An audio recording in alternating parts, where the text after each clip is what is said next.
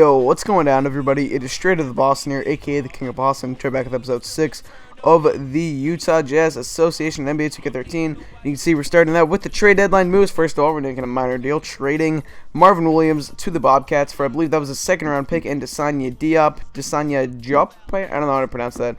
But that deal was mainly just to get rid of Marvin Williams' contract. He does have a player option for next year, and I did not want him accepting that, so we got Diop's expiring contract, and we got a second-round pick out of it. But anyway, here's the big deal we're making. This is the Al Jefferson deal, and we're going to end up getting Kawhi Leonard, Steven Jackson's expiring contract, Boris Diaw, and I think that was it.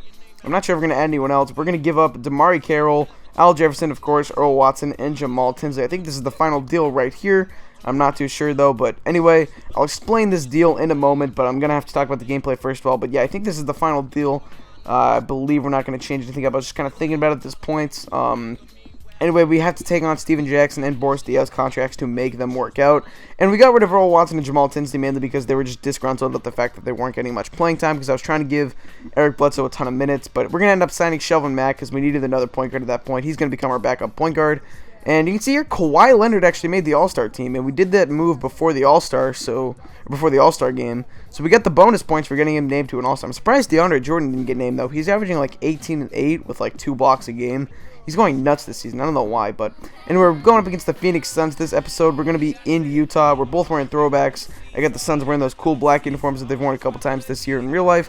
And obviously we're wearing the, like, 90s throwbacks or whatever, like, early 2000s. I don't know where these are really from. They're like, honestly, I mean, I get the Jazz uniforms mixed up all the time. But, either way, I'm going to explain the Kawhi Leonard move.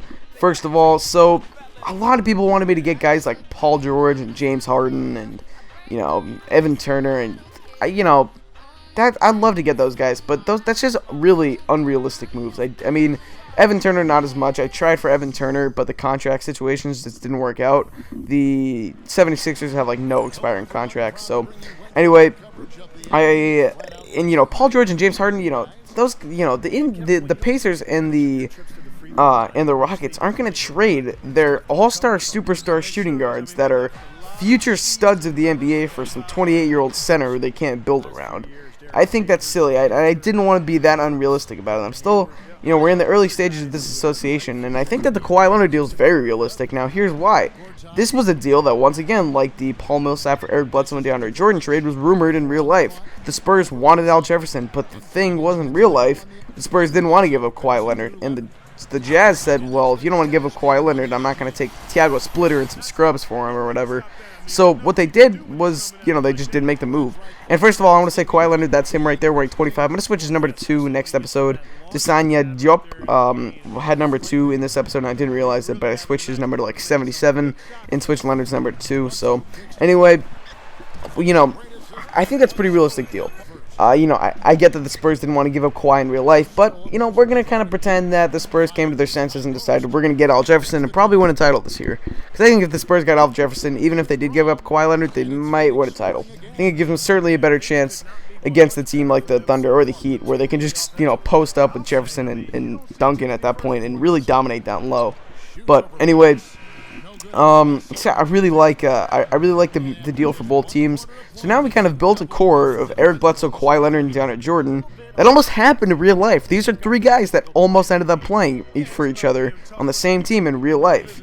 I mean, these were all rumored trades. I made deals that the Jazz almost made in real life. So I don't think anyone can argue how realistic that move was. And I really like it. I think Kawhi Leonard, the Kawhi Leonard and Eric Bledsoe combo means that I have 2 great defenders on my team who are both going to commit turnovers. Combine, they're not commit. They're going to force turnovers. Combine, they're probably going to force 2 turnovers each per game. That's 4.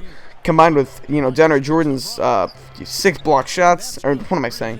Got them all lost. 2 block shots. That's like 6 turnovers right there. That's pretty crazy. I guess a block doesn't count as a turnover, but I consider it kind of a turnover. And I know Enes Kanter going to work in the post here. And people don't take it the wrong way when I say we're building around DeAndre Jordan. I still want Enes Kanter to play. And be kind of the future of this team. But don't forget, DeAndre Jordan still got 3 years left on that contract, I believe. and he's averaging like 17-8 this year, 18-8, and should have been an all-star. He's being so good. But anyway, we're going to hit Alec Burks there for the 3, and he's going to miss, but Cantor is there on the boards. I was playing this game on simulation. A couple people told me to try out simulation sliders, and I just did not like them. My guys were getting tired. Eric Bledsoe played the most minutes on my team at the end of this game, and he only played like 26 minutes, so it's kind of ridiculous. I just didn't like the simulation sliders. Maybe I'm just too, used to default or whatever. Randy Foy missed the 3 there, but our offensive rebounding was crazy this game. Derek Favors lays in right there. Now we've kind of cut the lead back down to 11 at this point, but Shannon Brown is going to come off the dribble and pull up for 2, and he gets that one to go. So, as we move forward with this team, we've established 4 of our 5 positions for the future. Bledsoe, Leonard, Favors, and then most likely Cantor, but maybe Jordan as our center will be kind of 4 of the 5 guys for the future. So now we need to think about shooting guard, and I'm not going to have tunnel vision here. We're kind of looking at small forward too, because guess what, guys? For those who are upset and think that we're never going to be able to get, Jabari Parker and Andrew Wiggins in the 2014 draft, guys, Kawhi Leonard's 6'7". He came out as a shooting guard. He can play shooting guard. I'm not hesitant to put him at shooting guard. And I think that if we really wanted to, if we didn't see any shooting guards that we want to get in this year's draft or in the free agent market, then guess what? We're going to put Leonard at shooting guard and go after a small forward. I'm completely fine with that, so don't get too upset that we're not going to be getting any of the small forwards that are, big names that people want me to get.